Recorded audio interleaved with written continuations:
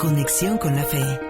Transmite XEPJ 1370 kHz, 10.000 watts de potencia, desde Avenida Niños Héroes 1555, sexto piso, Plaza Tolsa, en Guadalajara, Jalisco, México. Apostolicus 1370. Despierta tu fe. Una emisora de Radiorama de Occidente. Hola, muy buenas tardes. Les saluda con gusto Marisol Infante. Sean ustedes bienvenidos a una emisión más de Siguiendo los Pasos de Imita a un Santo, Sigue a Jesús. Y bueno, agradezco como siempre el favor de su atención cada semana a este programa dedicado a conocer la vida y obra de santos y mártires de nuestra Iglesia Católica. Y bueno, para el día de hoy, ¿qué le tenemos preparado? Vamos a seguir los pasos de San Gregorio Magno, Papa y Doctor de la Iglesia. En nuestra sección Mexicanos en los Altares hablaremos de 3 hombres ejemplares: San Atilano Cruz Alvarado, San Justino Orona y su hermano. Y para ello, bueno, contaremos con la presencia, o contamos, porque ya está aquí con nosotros, nuestro invitado especial que recibimos nuevamente y con mucho gusto aquí en la cabina, a Javier Vega Domínguez, caballero de Colón, custodio y guardián de las santas reliquias de los santos y beatos mártires mexicanos. Y pues bueno, le hago la invitación a usted a que nos acompañe, porque va a estar muy interesante lo que nos va a platicar. Ya tiene el gusto de conocerlo, ya ha venido con nosotros en varias ocasiones y pues bueno, sabe que nos va a platicar bastantes datos relevantes. Y para este primer segmento haremos, como cada semana, el repaso del santoral que se celebró los últimos 7 días. No sin antes, bueno, enviar una enorme felicitación a todos los que llevan por nombre el de los santos que vamos a mencionar a continuación. Comenzamos.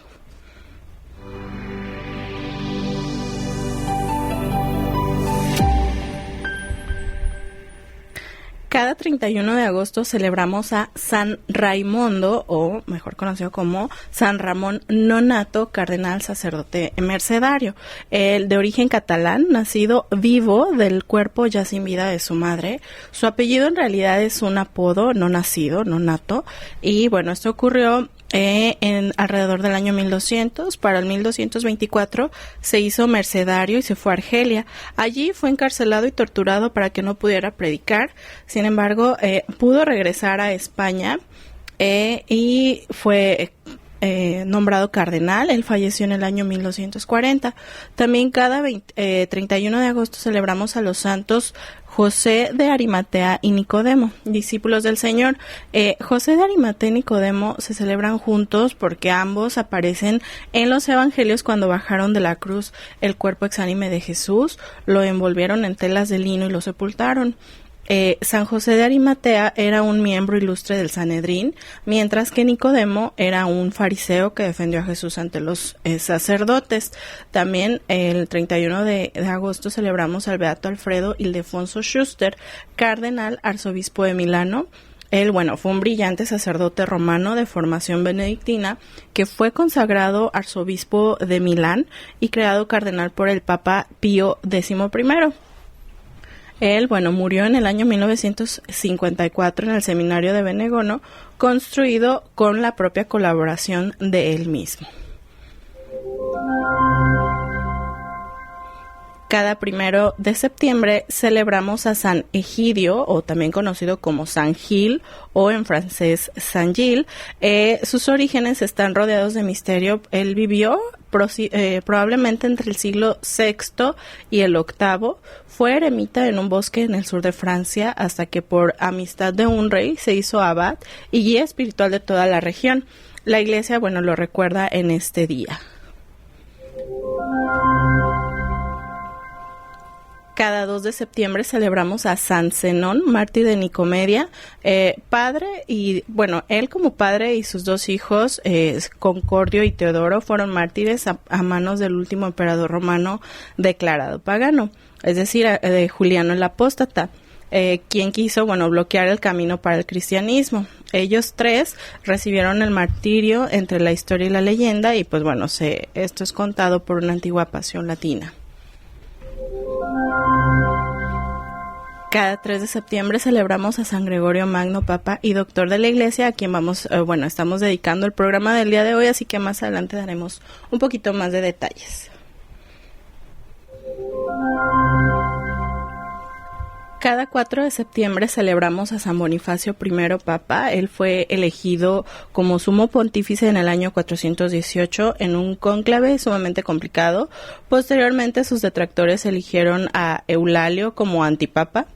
Bonifacio tuvo la habilidad de hacer retractar a Eulalio y luego lo nombró obispo. Así recuperó el lastimado prestigio de la Iglesia en Roma. Él falleció en el año 422. También cada 4 de septiembre celebramos a San Marino Eremita. Es el único santo fundador y patrón de un estado. Marino llegó a Rimini desde Dalmacia en el año 257 para trabajar como cantero. Para escapar de la persecución anticristiana, se refugió en el monte Titano, donde fundó su comunidad junto con San León. Él fue ordenado diácono y murió como ermitaño en el año 366. También cada 4 de septiembre se celebra a Santa Rosalía, Virgen Palermitana. Ella, patrona de Palermo, nació alrededor del año 1125. Provenía de una familia noble, abandonó la corte para dedicarse a una vida de ermitaña. Ella falleció a los 35 años, pero su popularidad fue enorme, sobre todo durante la peste en el año, durante la peste. Sus restos fueron llevados en el año 1624 en procesión por la ciudad y se cuenta que en esta procesión sanaron diferentes personas que estaban enfermas. También cada 4 de septiembre celebramos a San Moisés, legislador y profeta.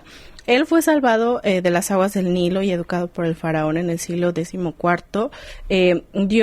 Antes de Cristo, Dios lo envió a liberar el pueblo de Israel. También por medio de Moisés, Dios dio a los judíos la ley y los acompañó hacia la conquista de la tierra prometida. Su vida y su obra, se narran en 4 libros del Pentateuco.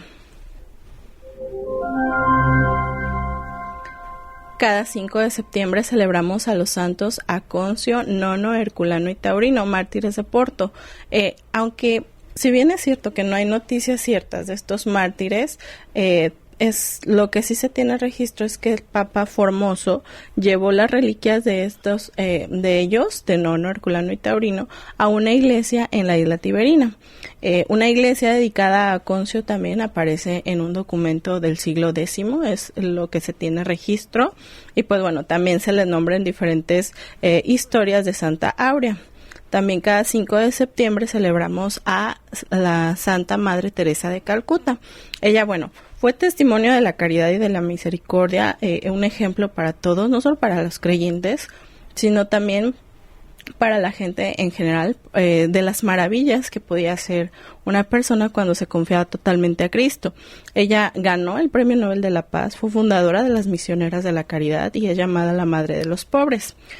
Aquí me gustaría agregar un comentario porque recientemente me ha tocado ver algunas páginas en las que se intenta dañar la reputación y las obras de la Madre Teresa de Calcuta, y creo que es importante decirlo, el no creer todo lo que vemos en internet, porque justamente la guerra contra el cristianismo era de una forma y ahora es de otra. Entonces es importante esto, y también que sepamos distinguir y discernir entre lo que vemos y no en las diferentes redes sociales. Además, por ejemplo, existe una anécdota de la Madre Teresa de Calcuta en el que justamente una periodista que había ido a visitarla, una periodista conocida por su fama de amarillista, que había ido a visitarla para hacer una nota. Entonces cuando le dijeron, pues está allá al fondo, vaya con ella, entrevístala, hable con ella. Le dijo a ella, ella estaba atendiendo a una persona que, pues, aunque estaba enferma, pues estaba con vida. Ella estaba sacando o retirando gusanos de esta persona, la estaba atendiendo, y entonces la madre solamente se limitó a decirle a esta periodista: permítame un momento, enseguida la atiendo. Pero no hubo más que decir por parte de la Madre Teresa de Calcuta. La periodista vio la escena y eso bastó para que ella se convirtiera al cristianismo y fuera, al contrario, testigo de todas las acciones de caridad y de misericordia que tenía la Madre Teresa de Calcuta. Entonces, pues para tenerlo siempre en cuenta cuando buscamos información, pues saber distinguir entre lo que es cierto y lo que busca, pues, dañar, sobre todo en estos días, a la Iglesia Católica. Cada 6 de septiembre, es decir, el día de hoy, celebramos a San Zacarías, profeta. Él fue el penúltimo de los profetas menores, inició su ministerio en el año 520 a.C. y vivió el periodo de reconstrucción del Templo de Jerusalén. Sus palabras, entre las más citadas de la Biblia después de Isaías, pues exhortan con visiones y parábolas a la penitencia, que se cumplan las promesas de Dios. También cada 6 de septiembre celebramos a San Onesíforo, discípulo de San Pablo. Según la carta de San Pablo a Timoteo, escrita en la cárcel de Roma, Onesíforo es un discípulo de Éfeso que lo acompañó en la evangelización y le dio conforto en la cárcel. Las tradiciones también añaden que fue bautizado por San Pablo, que luego fue obispo y que además fue martirizado por el emperador Porfirio. Y bueno, con esto damos fin a este repaso del santoral de la semana. Lo invito a que continúe con nosotros y al volver vamos a seguir los pasos de San Gregorio Magno. Regresamos. Síguenos en TikTok como Apostolicus. Busca, conoce. Síguenos en YouTube como Apostolicus. Busca, conoce, ama. Y ya estamos de vuelta de este corte. Les recordamos que pueden ponerse en comunicación con nosotros en el WhatsApp 33 47 60 70 42. Les repito, el número es el 33 47 60 70 42. Y bueno, como le mencionaba, pues el día de hoy vamos a dedicar el programa a San Gregorio Magno. Se le celebra cada día 3 de septiembre. Su nombre etimológicamente significa vigilante o aquel que siempre está preparado y es de origen griego. Él, en general trabajó en el fortalecimiento del pontificado romano en Occidente, en el establecimiento de las relaciones entre la Iglesia y los reinos bárbaros, en la extensión del esfuerzo misionero y en la formación de la liturgia romana. El canto eclesiástico se llama gregoriano justamente por él. La fecha de su nacimiento, se tiene registro aproximadamente en el año 540. Sus padres, Giordano y Silvia, también fueron venerados como santos. Los dos pertenecían al patriarcado romano y se distinguían por su amor al cristianismo y a la sede apostólica, a la que prestaron numerosos servicios. El lugar, de la casa paterna de Gregorio, se coloca en Clivus Scauri, donde, San Gregorio pasó toda su adolescencia, toda su juventud y adquirió, ahí su formación, especialmente la religiosa. Entró a la carrera de funcionario del gobierno bizantino de Roma y alcanzó, alrededor del año 572, la suprema magistratura civil, es decir, él era el prefecto de la ciudad. Y esto hacía ver a no pocos el gran porvenir que se presentaba para San Gregorio en el mundo de la política y de la alta sociedad romana, porque alcanzó todos estos puestos a muy corta edad. Aún así, a pesar de, lo atractivos que pudieran ser estos cargos para él, eran temas que realmente no llamaban su atención en lo profundo y que él sentía que no eran su vocación. Entonces él mismo anotó más adelante que la vida mundana no le atraía, su alma deseaba la soledad monástica. Entonces, posiblemente durante su mandato como prefecto de la ciudad de Roma, había muerto su padre y esto le allanó, el camino para realizar sus deseos de mayor perfección cristiana como monje. Es decir, una vez que ya su padre ya no estuvo con él, él pudo sentirse libre de poder seguir ese camino en alguna orden monástica.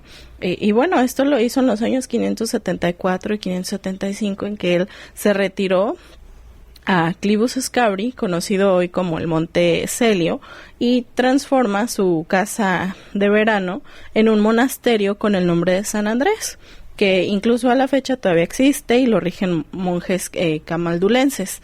Él, siguió los pasos de sus dos tías de nombre Tarsila y Emiliana, que, ellas llevaron una vida ascética en ese mismo lugar, en esa región. Entonces, el paso dado por San Gregorio, sin duda generoso y heroico, el de dejar esta casa como un monasterio, en aquella época era algo nuevo para esa región. La vida monástica tuvo en el siglo VI un desarrollo muy considerable en Roma y en las cercanías, no solo entre las personas populares, sino también entre las familias de nobles de Roma. Entonces el mismo San Gregorio pues lo narraría más tarde todo este contexto en su obra Diálogos. Además, bueno, de este monasterio de San Andrés, también fundó en Sicilia otros 6, a los que también, igual con sus pertenencias, él mismo donaba y los dotaba a estos monasterios de todo lo que fuera necesario para que puedan llevar a cabo sus actividades. Incluso para mayor humildad o porque él tenía fama de ser muy humilde, Gregorio no quiso ser el superior del monasterio que él fundó, sino que puso como abad a un monje de nombre Valención, que pues bueno, él había sido superior en la provincia Valeria, donde hubo que huir, pues porque había una invasión de longobardos. Entonces, pues él es a quien asignó como abad en este monasterio. También, bueno, se habla de que en este Monte Celio, allá donde estaba Gregorio, pues él llevaba la regla de San Benito, que era que, digamos, todo el mundo sabía que la llevaba a la perfección, porque pues se encuadraban con la manera en cómo él se dirigía, en cómo él se conducía en la vida diaria. Entonces el ideal y la práctica monástica pues se encuadraban perfectamente con esta regla, y él la conoce a la perfección.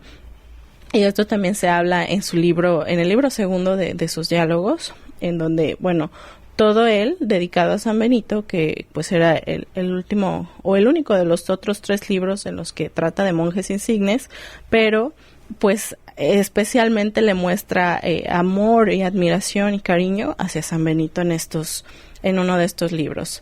También, bueno, pues nos explica, por decirlo de alguna manera, la importancia de la regla benedictina en Inglaterra, sin los monjes del monasterio de San Andrés que él fundó, y pues que además estuvieron misionando en todas esas islas de esa región, y tampoco podríamos dejar fuera a San Gregorio y no explicar la relación que existe de las fuentes que él empleaba, por ejemplo, con los discípulos de San Benito, que era el mismo San Gregorio, quien indicaba que Constantino, discípulo de San Benito, era un varón venerabilísimo que pues le sucedió del gobierno al monasterio de Letrán. También hablaba de Simplicio, otro de los grandes discípulos de San Benito, que era el tercero que después de él rigió su comunidad, y también hablaba de Honorato, otro de los grandes discípulos de San Benito. Entonces, bueno, ¿cómo era la vida que llevaba en el monasterio San Gregorio? Él pues llevaba una vida austera, tanto que incluso llegó a enfermar, pero pues cuando su madre estaba todavía en vida, Santa Silvia, pues ella le hacía llegar viandas con comida para que él se repusiera, porque pues bueno, él ponía en práctica los ejercicios ascéticos y piadosos pues de manera muy rigurosa. Entonces, además, él hacía realizaba la lección divina, esto era la lectura de las Sagradas Escrituras y los comentarios que realizaba. Entonces, él en aquel momento no conocía el hebreo ni el griego, pero para ello sus autores preferidos fueron pues San Jerónimo y San Agustín. Ahora bien, cuando el Papa Pelayo II, que era quien estaba en turno, pues lo conoce y lo promueve al diaconado. La finalidad del Papa Pelayo II, digamos, no fue confiarle a alguna región romana, sino mandarlo como, digamos, como representante, diríamos hoy, como nuncio apostólico o legado a Constantinopla. Entonces Gregorio va a Constantinopla en el año 579 y allí permanece aproximadamente unos 6 o 7 años. Y se lleva con él un grupo de monjes del monasterio de San Andrés. Entonces ahí él, incluso al propio abad que estaba en ese momento en el monasterio, al sacerdote Maximiano, todo esto con el fin pues de continuar la vida monástica, pero en esta región, en Constantinopla, donde bueno, ahí conoce a San Leandro y le dedica algunos comentarios también en uno de sus libros de Job. Ya para el año 585, el Papa llama a San Gregorio para que le ayudara con el régimen de la Iglesia como su propio secretario, y lo hizo, pues bueno, obviamente se desempeñó con muy buena, con la realización de las actividades que se le indicaban a la perfección. y es como pasa de diácono a papa. ¿Por qué? Porque pues un tiempo después el papa Pelayo II muere. Estamos hablando de 4 años después de cuando es llamado para que le asista como secretario. Entonces él es elegido como sucesor del Papa. Entonces, pues aunque él pues tenía cierto pesar porque le tenía mucho cariño, y también en parte porque se dice que añoraba la vida monástica. Entonces, pues bueno, él es consagrado el 3 de septiembre del año 590 y pues comienza con éxito y fruto espiritual el ministerio de la predicación. Él pues predicaba con preferencia el Evangelio del día, y pues también había alguna parte de sus sermones, sobre todo durante los 2 primeros años de su pontificado, que pues como son las 40 homilías sobre los evangelios y los 22 sobre el profeta Ezequiel, que bueno, aún se leen estas homilías en la actualidad porque procuran gran provecho espiritual para quien lo hace. Entonces, pues él procuró con toda su alma la renovación especial del pueblo, pues que se le había encomendado ya como sumo pontífice, sobre todo poniendo atención al clero. Él intervino en la renovación de muchos monasterios a los que llevó a un grado de perfección espiritual, como se conoce por su epistolario. También, bueno, pues no se contentó únicamente con hacerlo en Roma, sino que también intervino en muchos acontecimientos en toda Italia, porque pues bueno, este país estaba con la constante amenaza de la invasión de los pueblos bárbaros, por ejemplo, de los longobardos. Entonces, pues lo mismo hay que decir en la Iglesia en África y en otros reinos de Occidente, como en la España visigótica, o pues también la conversión al catolicismo, en la que tuvo parte importante su amigo San Leandro, y que pues bueno, él informaba constantemente de todos estos acontecimientos, y él pues ponía pues manos a la obra en resolver todas estas situaciones, sin ver de qué manera podían ir evitando estas invasiones. Ahora también en la región de las Galias, pues ya habíamos indicado hace unos momentos sobre su importante participación en Inglaterra, y justamente eso, la misión que él tuvo junto con algunos otros discípulos de San Benito, pues que fue un gran éxito apostólico y que estableció incluso en aquella región una jerarquía eclesiástica, que citando las palabras de San Gregorio sería: gloria a Dios en el cielo, por su muerte vivimos, su debilidad nos reconforta, su pasión nos libera de la nuestra, su amor nos hace buscar en las Islas Británicas hermanos a quienes no conocemos, y su don nos hace encontrar a quienes buscábamos sin conocerlos. Entonces, pues bueno, en esto se resume a lo que ellos iban en su misión esencialmente, ¿no? Entonces, bueno, entre las homilías de las que les hablaba sobre el profeta Ezequiel, él pues manifestaba también su gran humildad. Citándolo, dice: me siento culpable, reconozco mi tibieza y mi negligencia. Quizá esta confesión de mi culpabilidad me alcance el perdón del juez piadoso, porque cuando estaba en el monasterio podía guardar mi lengua de conversaciones ociosas y estar dedicado casi continuamente a la oración. Pero desde que he cargado sobre mis hombros la responsabilidad pastoral, me es imposible guardar el recogimiento que yo querría, solicitado como estoy por tantos asuntos. Pero confía en el Señor, que tendrá misericordia de él, ya que por su amor, cuando hablo de él, ni a mí mismo me perdono. Entonces, pues parte de cómo se expresaba él, y de pues esto que él mismo decía, ¿no? del añorar esta vida monástica, pero a la vez pues aceptar las tareas que ahora tenía como sumo pontífice. Además, también hablando de su legado, pudiéramos decir que él renovó el culto y la liturgia, reorganizó la caridad en la Iglesia. Sus obras teológicas y la autoridad de las mismas fueron indiscutidas hasta la llegada del protestantismo. Dio al pontificado un gran prestigio. Su voz era buscada y escuchada en toda la cristiandad. Su obra fue pues también curar, socorrer, ayudar, enseñar y cicatrizar las llagas sangrantes de una sociedad que se consideraba en ruinas en ese entonces. Entonces él no tuvo que luchar, digamos, con desviaciones dogmáticas, sino con la desesperación de los pueblos que habían sido vencidos y la soberbia de quienes en las guerras habían resultado como vencedores.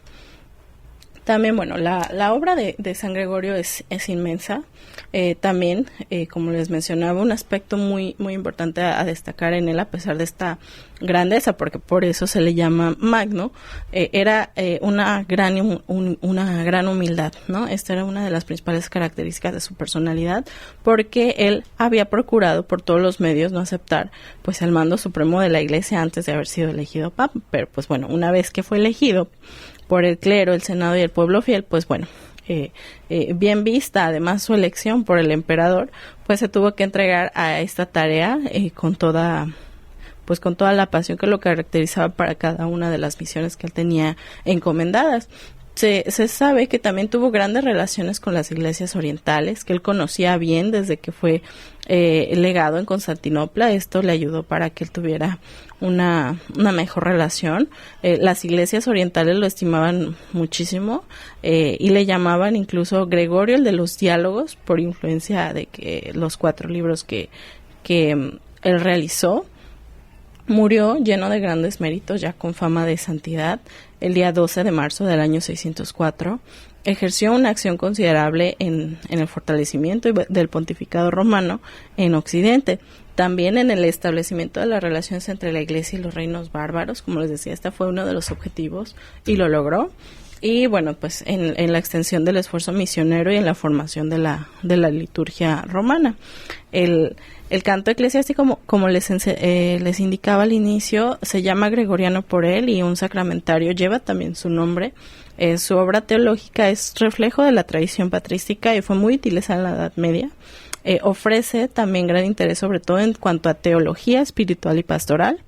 Y una de sus obras fue precisamente Liber Regulae Pastoralis. Su sepulcro se conserva en la Basílica de San Pedro, allá en el Vaticano, junto a la sacristía. Y pues bueno, su nombre rápidamente se insertó en el martirologio. Se le recuerda en algunos sinaxarios y menologios bizantinos, lo recuerdan el día 12, que fue el día que falleció. Sin embargo, bueno, en la Iglesia Católica se le recuerda el día en que fue nombrado como sumo pontífice, el día de su consagración episcopal. Entonces, pues bueno, esta es la información que tenemos sobre San Gregorio Magno. Verá que es extensa, justamente por eso también hay que ver, fue declarado doctor de la Iglesia. Y como le decía, lo que generalmente hacemos aquí en el programa, ¿no? De ver qué podemos aplicar en nuestra vida diaria, de lo que podemos ver en estos santos, en la vida de los santos que discutimos aquí en el programa.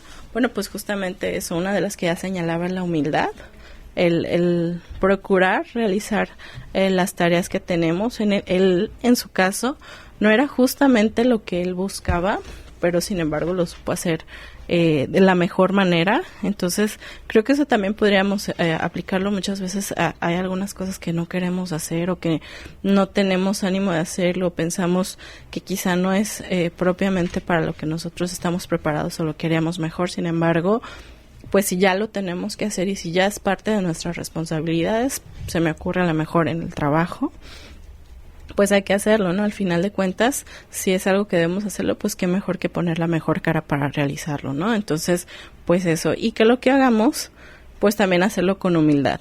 Entonces, esa sería mi reflexión por parte hablando más bien sobre San Gregorio Magno. Lo invito a que continúe con nosotros. Vamos a ir a un breve corte y regresamos. Síguenos en Facebook como Apostólico. Abajo, la transformación avanza. Primer informe. Apostolicus 1370 AM. Es una emisora de Radiorama de Occidente en colaboración con la Arquidiócesis de Guadalajara. Y ya estamos de vuelta del corte y como le habíamos comentado, es turno de pasar a nuestra sección Mexicanos en los Altares, que en esta ocasión está dedicado a San Justino Orona y San Atilano Cruz Alvarado. Y bueno, le damos la bienvenida a Javier Vega. ¿Cómo está? Hola, buenas tardes. Muy bien, gracias por su invitación. Y pues díganos, ¿qué nos va a platicar el día de hoy? Sí, mire, antes que todo recordemos que nuestros santos mártires mexicanos son un ejemplo digno de seguimiento al Evangelio que nos decía nuestro Señor Jesucristo. Recordemos que la Iglesia Cristiana Católica, que fue fundada por Jesucristo, será siempre perseguida. Jesús lo advirtió: y seréis odiados de todos por causa de mi nombre, pero el que persevere hasta el fin, ese se salvará. El mundo odia a Jesús y a los suyos. Lo señalan Mateo en el capítulo 24 del versículo 19 al 13 y Juan en el capítulo 15 del 17 al 25. Entonces, realmente ese es el fundamento de estos frutos del martirio que hemos tenido aquí en México, siguiendo a los testigos, que son los santos. Santo es ser testigo de la vida y muerte y pasión y resurrección de Jesucristo. Bien, el día de hoy vamos a hablar sobre San Justino Orona Madrigal y sobre su vicario Atilano Cruz. San Justino Orona Madrigal nace en Atoyac, Jalisco, el 14 de abril de 1877 y muere en Cuquío, Jalisco, el 10 de julio de 1928. O sea, él muere a la edad de 51 años. Se ordena como sacerdote a los 27 años y dura su ministerio presbiterial 24 años.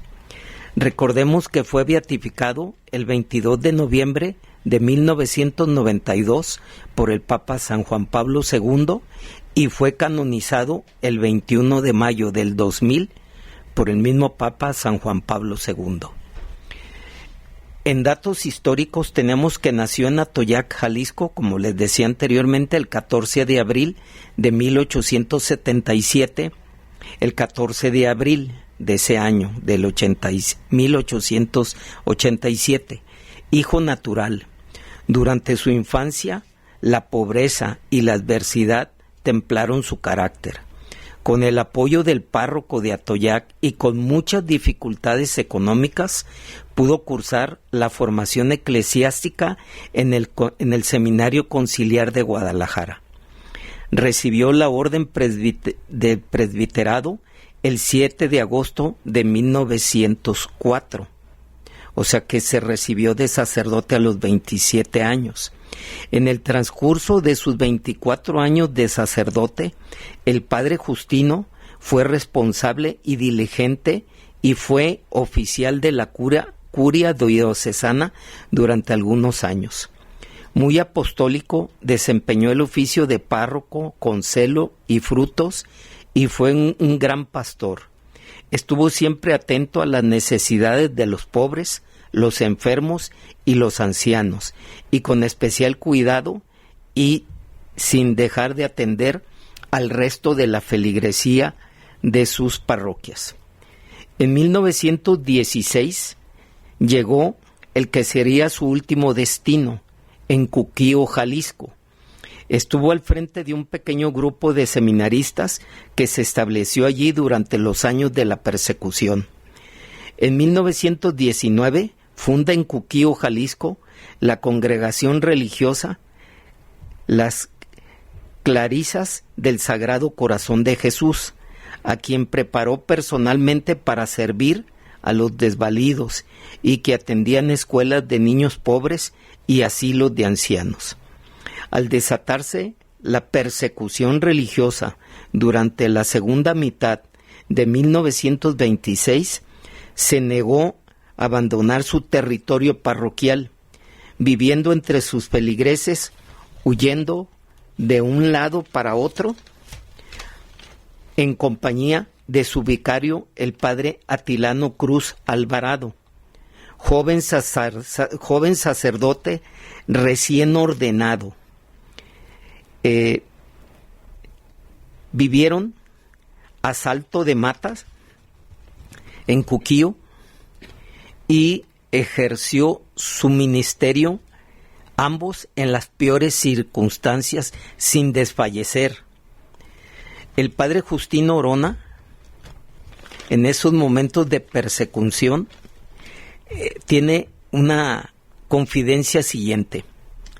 El camino que lleva a la patria celestial hay que seguirlo con alegría, sirviendo a Dios en la tierra y viendo por el bien de los hombres. Los que siguen el camino del dolor con fidelidad pueden subir al cielo sin gozo. Él lo pregonaba.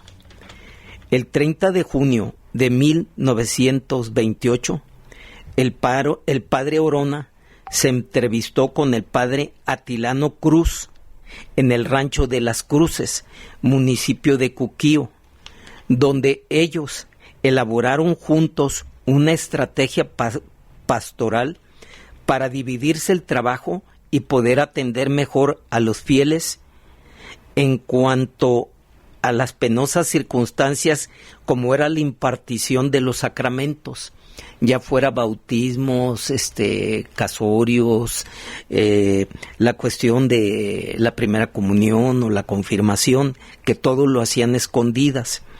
Dice, y estaban planeando esa estrategia pastoral para poder estar más cerca de su feligresía. Ambos, al terminar ese día, se recogieron por la noche a descansar en una casa del rancho de Las Cruces, en compañía de un hermano del padre Orona llamado José María Orona. Pero una indiscreción involuntaria reveló al presidente municipal de Cuquío, de nombre José Ayala, el paradero de los dos clérigos. Con esos datos, exigió al jefe militar acreditado en Cuquío una partida de soldados para capturarlos, y en la madrugada del 1 de julio de 1928, una escolta al mando del coronel José Heredia Aceves, acompañado por el presidente municipal, como dijimos anteriormente, José Heredia, y acompañado también por Gregorio González Gallo, hermano después del gobernador de aquí de Jalisco, ¿verdad? González Gallo, sitiaron la morada de la familia Jiménez Loza, donde ellos pernotaban. Azotaron la puerta de la habitación donde dormían.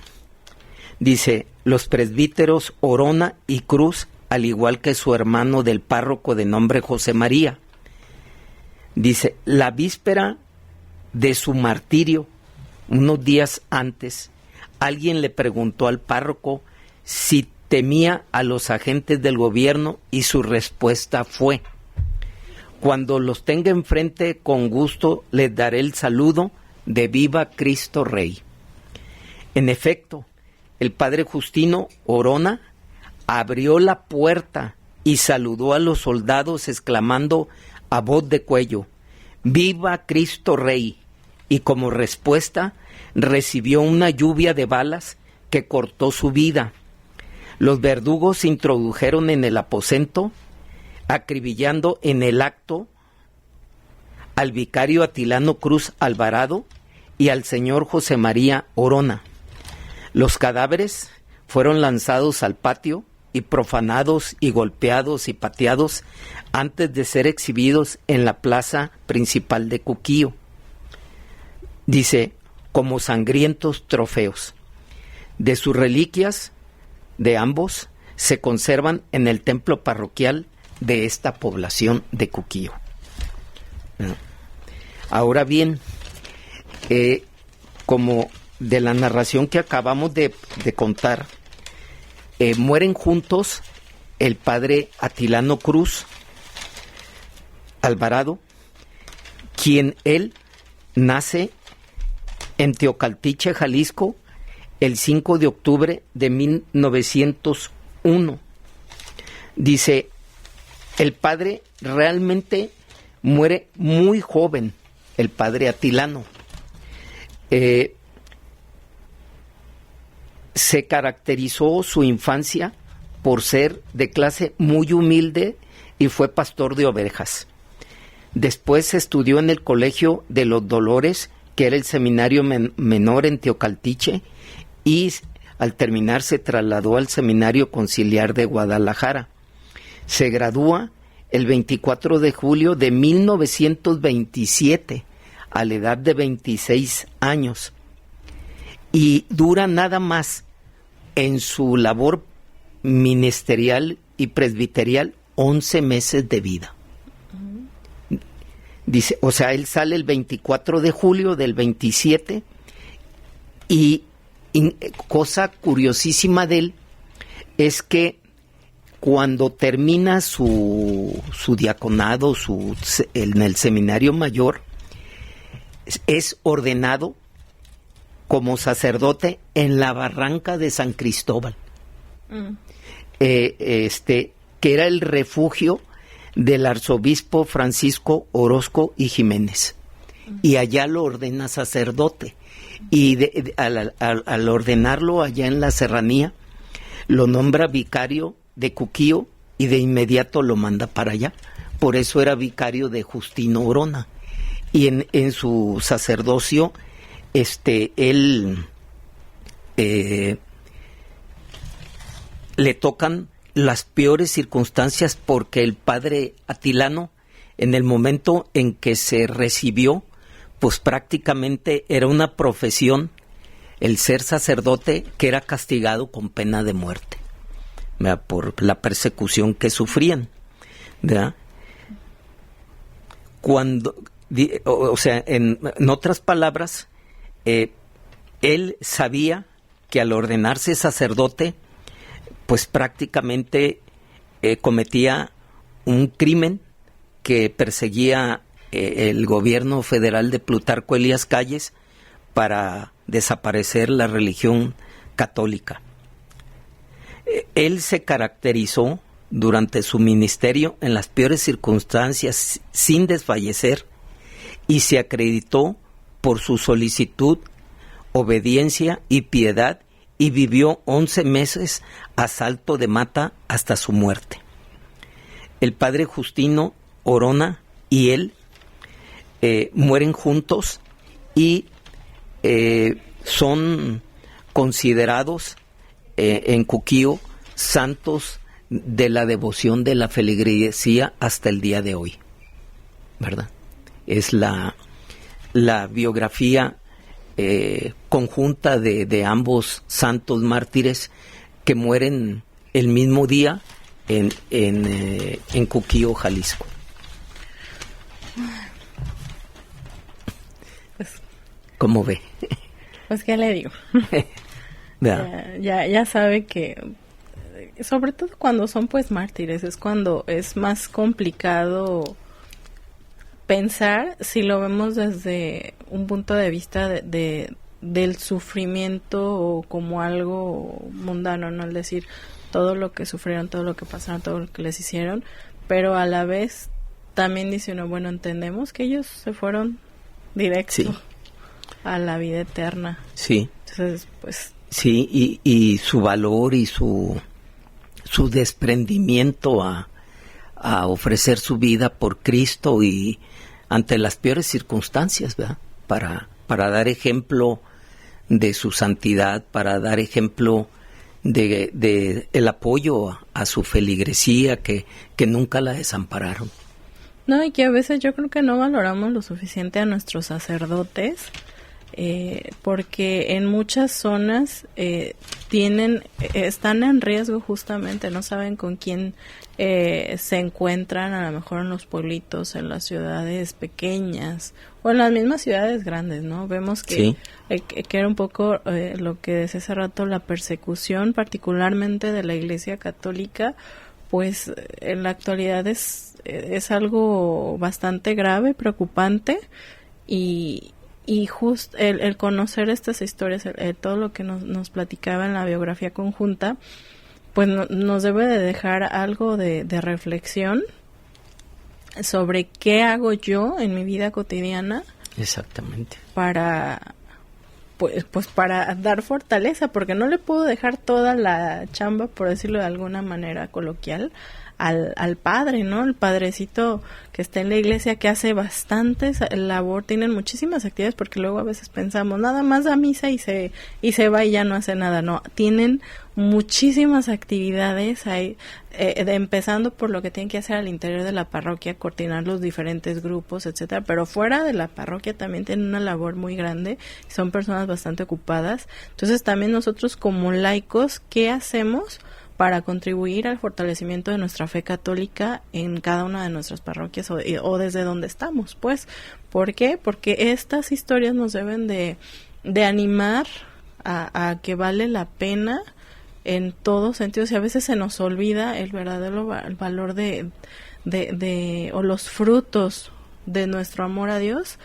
Pues que estas historias nos recuerdan que si vale la pena morir es porque es algo bastante bueno y que no lo tenemos presente. Sí, yo estuve leyendo, ya ve que una de las vías para llegar a la santidad es el martirio, uh-huh. Pero por ejemplo, me da mucho gusto que hoy el Papa León XIV, uh-huh. Ahora en septiembre, canoniza dos nuevos santos, dos jóvenes, ¿verdad? Mañana. Canoniza dos jóvenes que son santos jóvenes para un nuevo mundo, que ya no es el de la vida de estos mártires que ofrendaron su vida por Jesús. Y vemos que, pues uno de ellos, Carlo Acutis, tenía 15 años, ¿verdad?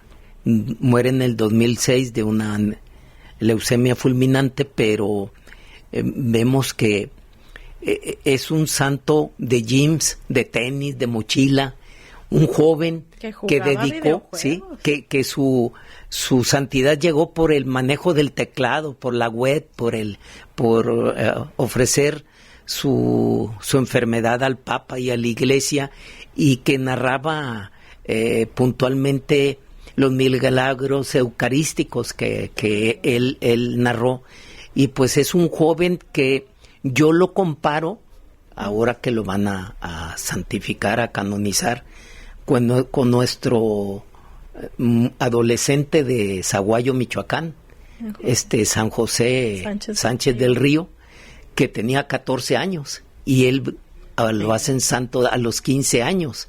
¿verdad? Tiene toda la razón, sí, es cierto, de la misma edad. Es la misma edad, y luego también tenemos santos que muy poco valorados y reconocidos, como son los santos niños de Tlaxcala, que son 3, y son niños, esos sí son niños, muchísimo. Sí, hablamos de ellos en un programa. y vemos que también eran más pequeños, pero son de 1527, 1529, antes de las apariciones de la Virgen de Guadalupe, y también eran niños mexicanos, ¿verdad? Digo, tlaxcaltecas, pero vemos que me da gusto reconocer que el Papa empiece a manejar santos que sirvan de ejemplos para la juventud que está tan extraviada, tan desorientada, tan perdida en el hedonismo, en la cuestión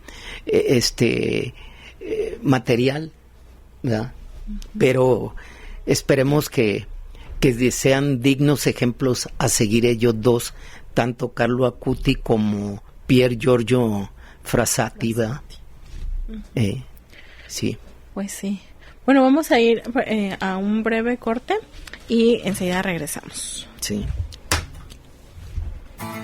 Ingresa a nuestro sitio web www.apostolicus.com. Programas, horarios, oraciones, noticias, cursos. Diputados, 66ª legislatura, soberanía y justicia social. Síguenos en Facebook, Instagram, TikTok y YouTube. Apostolicus. Busca, conoce, ama. Y ya estamos de vuelta en este último bloque, pues ya para ir prácticamente cerrando. Mi estimado Javier, ¿qué le gustaría agregar? El comentario que le decía que estos jóvenes que trascienden a los altares, pero no nos dejan el ejemplo que lo hacen con alegría, que lo hacen con amor al prójimo y que lo hacen siguiendo el ejemplo de Jesucristo, ¿verdad? Y lo que le comentaba, entre Carlo Acuti y Pier Giorgio Frassati hay una diferencia de un siglo, ¿verdad? Este muchachito es de 1991 y muere en el 2006, de nuestro siglo, y Frassati es de 1901 a 1925, y son dos ejemplos de vidas consagradas a la pobreza, a los sacramentos y a la vida eclesial por el ejemplo que dieron, ¿verdad? Son faros de luz para las nuevas generaciones y que Dios demuestra al mundo que nuestra juventud también puede ser santa. Sí, que no, porque pensando, ¿no?, en la edad, ¿no? Decimos, hay un niño de 15 años cuando falleció, pero que desde los 7 años, hablando de Carlo Acutis, sí, que recibió su primera comunión, todos los días iba a misa y recibía la Eucaristía. Entonces habla de, pues, de la importancia, ¿no?, de acercarnos a los sacramentos si queremos aspirar, que deberíamos, no solo querer, sino deberíamos de aspirar a la santidad. Entonces, pues como bien dice usted, son un ejemplo, separados por un siglo las épocas, pero no tan lejanos de la nuestra, como sí, muchos otros santos también. Así que es. Al final, igualmente como hacíamos el comentario durante el corte, en algún punto todos los santos se conectan y pueden tener alguna manera en que pareciera que estaban en esta época, ¿no? Palabras que ellos mismos sí dicen, alguna frase de hace muchos años y que la conectamos a la actualidad y pareciera que nos la están diciendo como si estuvieran viviendo en esta época que nos está tocando a nosotros. Y pues bueno, ya estamos llegando prácticamente al final de San Felipe, número 1014 en la colonia San Felipe de Guadalajara. Les agradecemos mucho su apoyo. Y pues bueno, agradecerle la visita nuevamente, mi estimado Javier Vega. Gracias por su invitación. Quedo a la orden. Claro que sí. Próximamente ya estará con nosotros. Ya ahorita vamos a ir viendo fechas. Y pues bueno, estimado Radio Escucha, lo esperamos con gusto nuevamente la siguiente semana en punto de las 2 de la tarde. Una servidora, Marisol Infante, agradeciendo el apoyo a mi estimado Francisco Manso en los controles. Lo invito a que continúe en sintonía de Apostólicos 1370. Lo voy a dejar en compañía del cuidado de la creación, que va a estar como siempre muy interesante. Hasta pronto.